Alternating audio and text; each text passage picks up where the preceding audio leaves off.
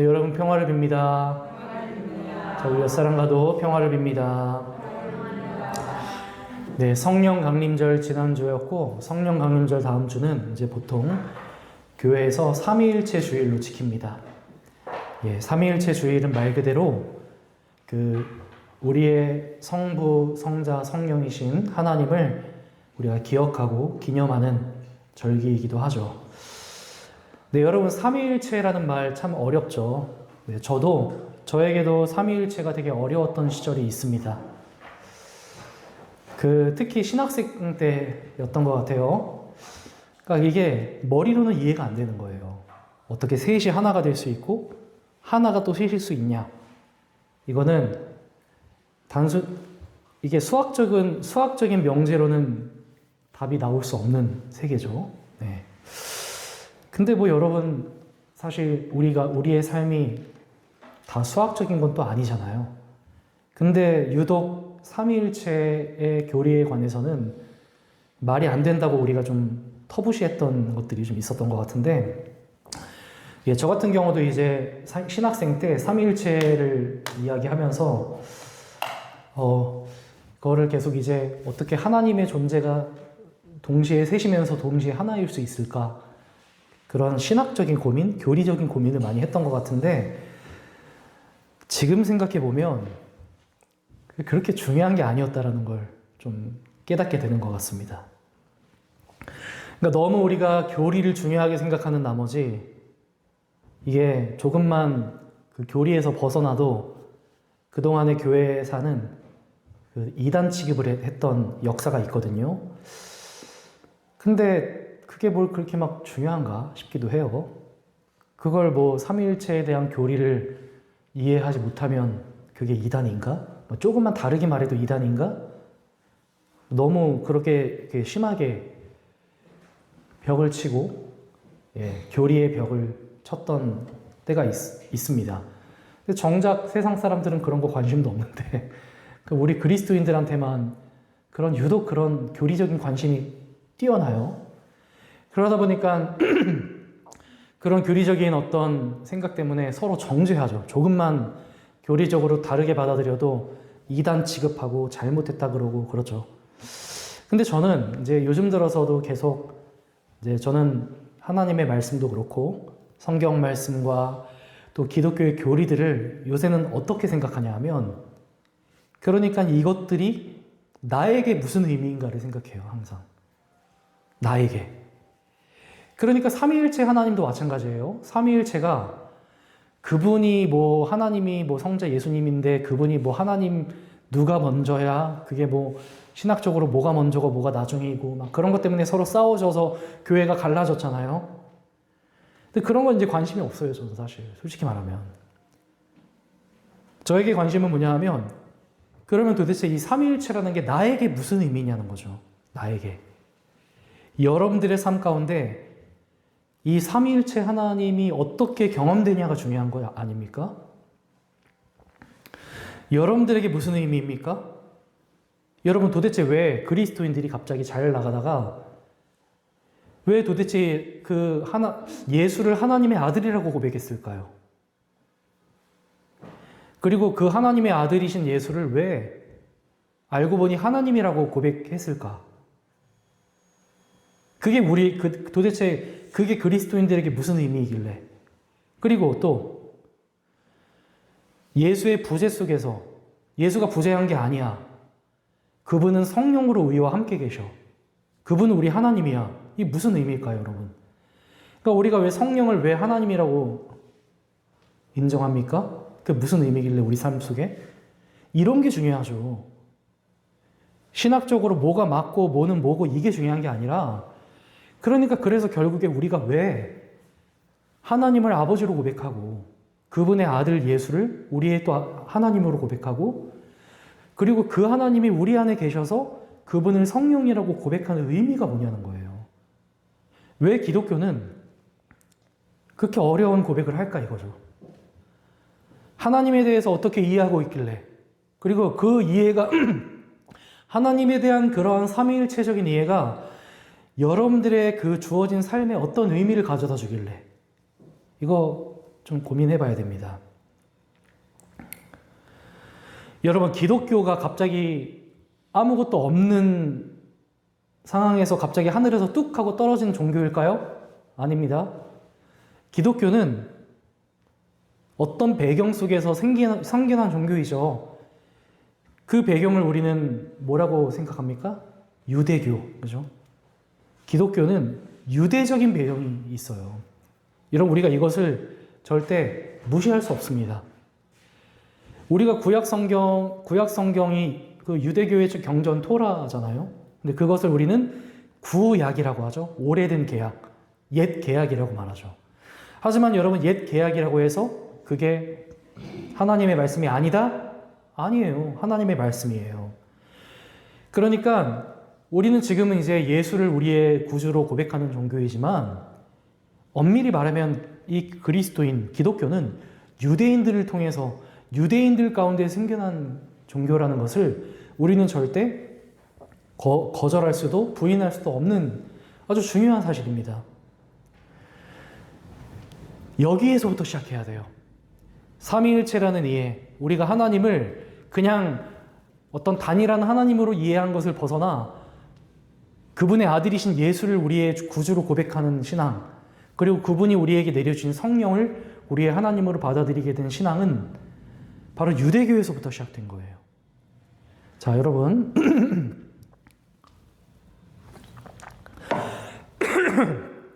질문을 또 던져보겠습니다.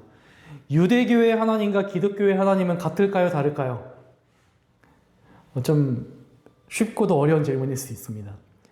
유대교의 하나님, 기독교의 하나님. 자, 그러면 이렇게 또 쉽게 말해볼게요. 구약의 하나님과 신약의 하나님은 같은 하나님일까요? 다른 하나님일까요? 그렇죠? 네, 같은 하나님. 같은 하나님이라고, 이 질문에 대한 정답은 두 가지입니다. 어떻게 설명하냐에 따라서 같은 하나님이라고 말할 수 있지만 또 어떻게 설명하냐에 따라서 다른 하나님이 될 수도 있어요. 자, 같은 하나님이죠. 근데 다른 하나님이기도 합니다. 왜냐하면 하나님이라는 존재론적인 차원에서는 같은 하나님일 수 있지만 우리가 하나님을 인식하는 인식론적인 차원에서는 다른 하나님일 수도 있어요. 좀 어려운 이야기를 하겠습니다. 자, 그러면 이렇게 질문하면 조금 달라집니다. 유대인들이 믿는 하나님과, 자, 유대인들이 믿는 유대인의 하나님과 그리스도인이 믿는 그리스도인의 하나님은 같을까요? 이거는 조금 우리가 얘기가 달라요. 유대인들에게 하나님은 어떤 하나님이었을까요? 구약의 하나님, 이스라엘 백성들에게 하나님은 어떤 하나님이었냐 하면 말 그대로 오직 한 분이신 하나님이었습니다. 오직 하나. 어떠한 신도 있을 수 없었던 오직 하나, 홀로이신 하나님. 그 아주 중요한 명제가 출애굽기에 나오죠. 영어로 말하면 I am who I am. 나는 스스로 있는 자다. 그 모세가 하나님 누구십니까? 근데 이제 하나님이 모세에게 대답죠. I am who I am. 나는 나야. 나는 스스로 있는, 나는 그냥 나 자체야. 나는 그냥 나 스스로 있는 자야. I am who I am. 이 말은 뭐냐 하면 누구도 나일 수 없다라는 거죠. 누구도. 너도, 인간도, 바알도, 아세라도, 어떤 신도, 심지어 너희들이 하나님이라고 만든 어떤 신상도 하나님일 수 없다라는 거. 단일하신 하나님, 유일하신 하나님. 그러니까 그 하나님은 어떤 하나님이냐? 인간과는 절대 하나가 될 수 없는 하나님. 홀로, 오직 따로 거룩하신 하나님. 그분만이 거룩하시고 영존하시고 회전하는 그림자가 없으시고 전능하심. 그러니까 전적인 타자이신 하나님이라는 거죠. 이게 유대인들의 하나님에 대한 이해였습니다. 그러니까 오직 의로우신 분은 누구예요? 하나님이에요. 오직 선하신 분은 누구입니까? 하나님입니다. 그러면 인간은, 그러니까 자연스럽게 이런 하나님에 대한 이해는 인간에 대한 이해와도 맞물려 있는 거예요. 그러니까 구약의 인간, 이스라엘 백성, 유대인의 유대의 관점에서의 인간은 당연히 어떤 인간입니까? 죄인일 수밖에 없는 거죠. 하나님과 절대 하나 될 수 없는 하나님, 하나님에게 가닿을 수 없는 인간, 하나님과 하나 될 수 없는 인간, 하나님의 의로움을 따라갈 수 없는 인간. 그렇기 때문에 여러분, 구약의 역사는, 이스라엘 백성들의 역사는, 유대교의 역사는 어떤 역사이기도 합니까? 죄를 반복하는 역사입니다. 오직 하나님만 선하십니다. 그래서 이스라엘 역사, 여러분 출애굽, 민수기, 신명기, 여호수아, 사사기, 사무엘상하, 열왕기상하 가만히 계속 들여다보면 이스라엘 백성들이 꾸준히 계속 반복하죠. 무엇을? 죄를, 악행을 반복합니다. 선을 행하지 않아요. 율법이 주어지고 나서, 시내산에서 하나님의 계명이 주어지고 나서 이스라엘 백성들은 단 한 번도 계명을 지키지 않습니다. 참 재밌죠? 지키라고 주신 계명인데, 구약에서의 인간은 지킬 수 없는 존재로 늘 묘사가 돼요. 고아와 과부와 나그네를 영접하지 않고요, 희년을 지키지 않아요. 안식년을 지키지 않아요. 가난한 이들을 포악하게 계속 빼앗고요, 끊임없이 하나님을 대적하여 우상숭배를 하고요. 이게 구약의 역사예요. 자, 그러면 여러분, 바로 여기에서부터 구분이 되는 거예요. 우리가 믿는 그 삼위일체 하나님. 왜 그리스도인들이 유대교의 신앙과 결별할 수밖에 없었냐가 여기에서 나오는 거예요. 우리의 하나님은 어떤 하나님입니까? 성부 하나님, 성자 하나님, 성령 하나님이죠. 여러분, 이제 그리스도인인 우리의 하나님은 저 멀리 계신 하나님이십니까? 언제 저기 떨어져 계셔서 우리와 상관없는 하나님이십니까? 아니죠. 우리가 믿는 예수는 어떤 예수입니까? 여러분들로 하여금 우리 안에 있는 모든 죄를 궁극적으로 구원하시는 분이세요. 구약의 이스라엘 백성들의 삶의 고민은 뭐였을까요? 어떻게 하면 죄를 짓지 않을까? 어떻게 하면 우리가 이제는 죄를 짓지 않을까? 그러다가 또 반복해서 죄를 짓고. 그러나 여러분, 우리의 하나님은, 우리의 예수 그리스도는 어떤 분이십니까? 우리의 죄를 영원히 사하시고 구원하시는 분이세요. 그리고 여러분, 우리가 믿는 성령 하나님은 어떤 분이십니까?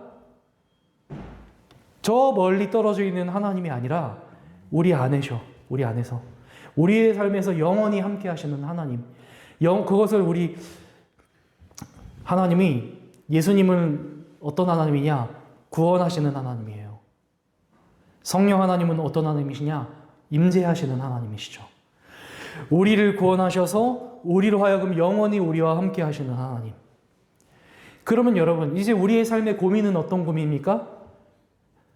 오늘도 죄를 지어야 돼, 말아야 돼? 죄에 대한 고민이 사라진 거예요. 왜? 죄는 구원하셨으니까. 그러면 이제 우리의 삶은 어떤 고민이 시작됩니까? 이제 우리는 어떻게 하나님의 뜻을 행하고 하나님의 뜻을 지킬까? 이러한 삶을 고민하게 되었습니다. 바로 그것이 여러분, 우리가 오늘 본문에서 만나는 예수의 지상 되위임 명령입니다. 여러분, 말씀을 한번 보세요. 말씀을 보면 예수님께서 여전히 의심하는 사람들에게 뭐라고 말씀하십니까? 여전히 의심하는 사람들이었음을 기억해야 됩니다. 그런 이들에게 예수님은 어떤 가능성을 말씀하십니다. 나는 하늘과 땅의 모든 권세를 받았다. 19절. 다 같이 19절만 읽어보겠습니다. 시작. 그러므로 너희는 가서 모든 민족을 제자로 삼아서 아버지와 성령의 이름으로 세례를 주고, 계속 읽겠습니다. 시작. 내가 너희에게 명한 모든 것을 그들에게 가르쳐. 여러분, 이 일은, 이 제자로 삼아 세례를 주고 모든 분부한 것을 가르쳐 지키게 하라. 이것을 오직 누구만 할 수 있었던 일이에요? 이건 원래 하나님만 할 수 있었던 일이에요. 인간은 할 수 없었던 일이에요. 그런데 그것을 예수님께서는 우리 인간들에게 명하십니다. 이제부터 너희가 하라고. 너희가 할 수 있으니까. 그동안에는 하나님만, 구약에서는 하나님만, 그리고 하나님께서 특별하게 세우신 아브라함, 모세, 다윗 이런 특별한 사람들만 할 수 있었어요. 하지만 이제는 모든 민족들, 모든 사람들이 다 이 일을 할 수 있어요. 왜냐? 그게 바로 오늘의 제목이에요. 우리는 어떤 세례를 받았으니까? 아버지와 아들과 성령의 이름으로 세례를 받았으니까. 여러분, 이게 되게 중요합니다. 그래서 제가 오늘 말씀의 제목을 바로 이 아버지와 아들과 성령의 이름으로, 여러분들은 이 삼위일체 하나님의 세례를 받으신 사람들이에요. 이 믿음이 되게 중요합니다. 자, 여러분, 구약에도 세례에 대한 개념이 있었습니다. 구약도 세례가 있어요. 정결 예식이 있습니다. 우리 예전에 세례 요한에 대한 이야기를 할 때 그런 얘기를 했던 적이 있죠. 요한의 세례와 예수의 세례가 다르다고 말했잖아요. 여러분, 요한의 세례는 바로 물로 주는 세례였죠. 물로. 이거 구약의 세례입니다. 이 세례는 어떤 세례입니까? 한 주간 동안 열심히 죄를 짓고 살았던 사람들을 씻는 세례입니다. 죄를 씻는 세례. 정결 예식이죠. 그러니까 이 세례의 목적은 오직 하나입니다. 우리 안에 있는 죄를 씻는 세례입니다. 근데 이 세례에는 한계가 있을 수밖에 없어요. 왜? 이 세례를 받으면 죄만 씻겨질 뿐이고, 그럼 또 세상으로 나아가면 죄를 또 짓게 되죠. 끊임없이 욕을 반복하는 거예요. 죄를 씻고, 그럼 나 깨끗해졌네? 그럼 깨끗해진 채로 또 가서 또 더럽혀지는 일밖에 남지 않은 거예요. 흰 옷을 입고 나아가서 더럽혀지는 일밖에 남지 않은 거예요. 그러면 또 와서 씻고, 그럼 또 가서 죄를 짓고, 또 씻고, 짓고, 씻고, 짓고, 씻고, 짓고. 그러니까 요한의 세례는 이런 한계가 있을 수밖에 없는 세례입니다. 그러니까 그러한 유대교의 신앙과 구약의 관점에서는 사람은 할 수 있는 게 뭐밖에 없어요? 죄를 짓는 것밖에 없어요. 할 수 있는 게. 말씀을 어기는 것밖에 없어요. 그러나 여러분, 우리는 아버지와 아들과 성령의 이름으로 세례를 받은 사람들이잖아요. 그러면 이제 예수께서 분부하신 것을 지킬 수 있게 되는 사람들인 거예요. 분부한 것 서로 사랑하라. 이 세상에 하나님의 나라를 세우라는, 서로 사랑하라는, 거룩하고 정결하게 살아가라는 부르심. 왜? 우리는 이제 이 죄로부터 구원받은 존재니까. 그리고 여러분, 오늘 예수님께서 마지막에 뭐라고 말했습니까? 볼지어다 세상 끝날까지 너희와 함께 있을 것이다. 이제 우리는 홀로가 아니니까, 그동안에는 하나님 저기, 우린 따로였어요. 그 유대교예요. 하지만 우리 그리스도인들은 그 하나님을 품은 사람들입니다. 그 하나님을 우리 안에 모신 사람들이에요. 하나님이 늘 함께 하시는 사람입니다. 이제 우리는 또 죄를 지어야 돼, 말아야 돼, 이거 가지고 고민할 사람들이 아니에요. 우리의 관심사는 뭐예요? 이제 우리가 어떻게 사랑할까? 우리는 어떻게 하면 더 베풀 수 있을까? 우리는 어떻게 하면 저 고난당한 사람들, 그들에게로 나아가 더 선을 행하고 살아갈 수 있을까? 여러분, 우리는 그 기독교에서 좀 벗어나야 돼요. 또 하나님 앞에 나와서, 아이고, 주님이 약한 종이 죄를 지었네요. 아이고, 그래서 또 예배 또 회개하고, 또 주님께 또 용서를 구하고, 그리고 또 나아가서 후회하고, 또 악을 행하고, 또 욕심을 부리고, 또 죄를 행하고, 그리고 또 하나님 앞에 나와서, 아이고, 이 약한 죄인을 어찌하면 좋겠습니까? 그 기독교에서 좀 벗어나야 돼요. 참 교회가 나빠요, 참. 여러분, 교회가 참 나쁜 게, 성도들로 하여금 선하고 의를 행하며 너희들의 삶에서 사랑하며 살 수 있다고 말하지 않습니다. 교회가 사람들로 하여금 죄책감을 부추겨요. 너 죄 졌지. 너 그거 죄야. 이런, 왜 그럴까요? 왜 교회가 사람들에게 너는 더 잘할 수 있어. 우리 더 나아가야 돼. 세상으로 나아가 선교해야 돼. 더 우리는 하나님의 사랑 가지고 나갈 수 있어. 그 얘기 안 하고, 너 죄 지었어. 권사님 회개하세요. 자꾸 우리 속에 죄책감을 불어넣은지 아세요? 죄책감을 심어줘야 돈이 나오거든요. 죄책감을 심어줘야 헌신이 나오거든요. 죄책감을 심어줘야 하나님에게 그 공물을 바칠 수 있거든요. 사람들이 그래야 주머니가 열리거든요. 여러분, 주머니는 세상에 가서 여셔야 돼요. 주머니 교회에 열 게 아니에요. 주머니를 교회에서 열고 뭐 또 이렇게 할 게 아니라 여러분들에게 주어진 세상, 가정, 일터와 하나님이 여러분들이 허락하신 세상으로 나아가서 작은 자에게 나아가서 거기서 여셔야지. 교회에서 열 필요 없어요, 여러분. 근데 교회가 잘 돼야 되니까 끊임없이 이거 바쳐라, 저거 바쳐라. 그러니까 자꾸 죄를 심어주고 죄책감을 심어주는 거예요. 그러니까 그 모양으로밖에 살 수 없는 거예요. 여러분, 사랑하는 여러분, 우리는 더 잘 살 수 있습니다. 우리는 더 사랑할 수 있어요. 우리 안에 삼위일체 하나님의 능력이 있습니다. 우리를 구원하시고 우리와 늘 함께 하셔서 하나님이 여러분들에게 나아가는 곳에 제자를 삼아주시는 역사, 그들이 가르쳐 지키게 하시는 역사를 하나님이 여러분들에게 주셨어요. 그게 예수님의 지상 대위임 명령이에요. 근데 우리는 왜 아직도 죄 가운데 매여서 또 이런 죄를 지었네, 저런 죄를 지었네. 여러분 기억하세요. 우리의 존재가 변화되었습니다. 우리가 삼위일체 하나님의 세례를 받았다는 건 이미 이제 우리의 존재가 하나님과 저 멀리 떨어져 있는 죄인이 아니라 늘 하나님이 함께 하시는 의인으로서의 존재로 변화되었다는 걸 의미합니다. 그러니까 여러분, 이제 세상으로 나아가셔서 여러분 더 할 거 없습니다. 회개, 죄 용서 받았어요. 이미 다 받았으니까 우리는 아버지와 아들과 성령의 이름으로 세례를 받은 사람으로서 세상으로 나아가 모든 민족으로 나아가서 그들에게 또 세례를 베풀고 사랑을 베풀고 그러한 삶을 사는 것이 하나님의 은혜에 보답하는 삶이에요. 여러분 갇혀있지 마십시오. 매여있지 마십시오. 죄에 매여있지 마시고 교회에 갇혀있지 마시고 어딘가에 매여지 마시고 세상으로 눈을 들어 모든 민족에게로 나아가십시오. 예, 그렇게 사는 것이 하나님이 우리 희망교회에 주신 사명이에요. 저는 그래서 지난 한 주간도 열심히 정말 비록 부족하지만 여러분 저는 더 이상 제 가진 부족함을 탓하지 않습니다.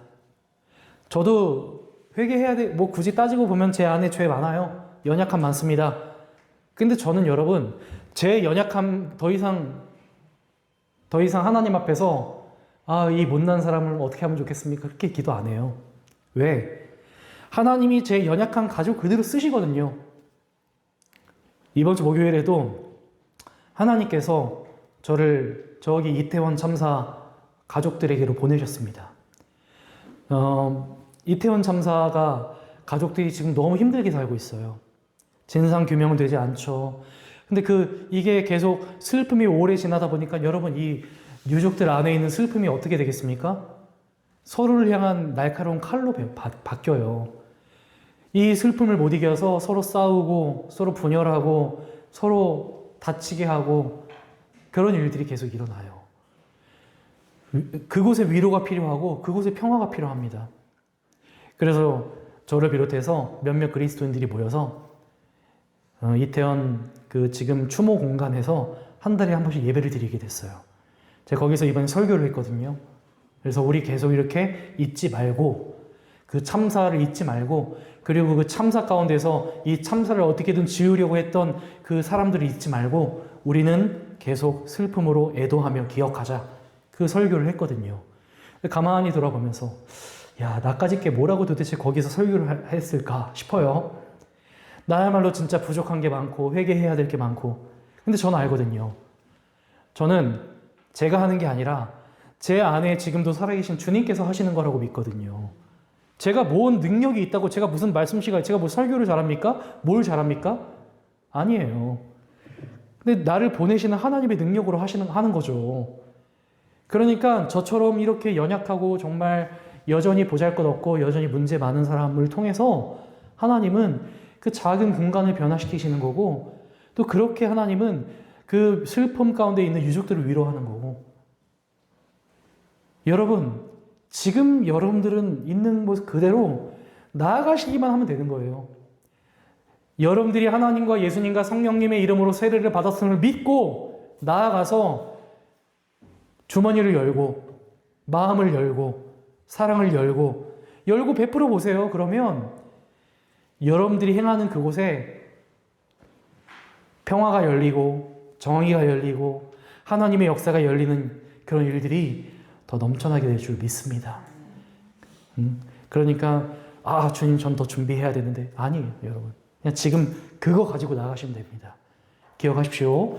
우리는 성령의 이름으로 세례를 받은 사람들이라는 거.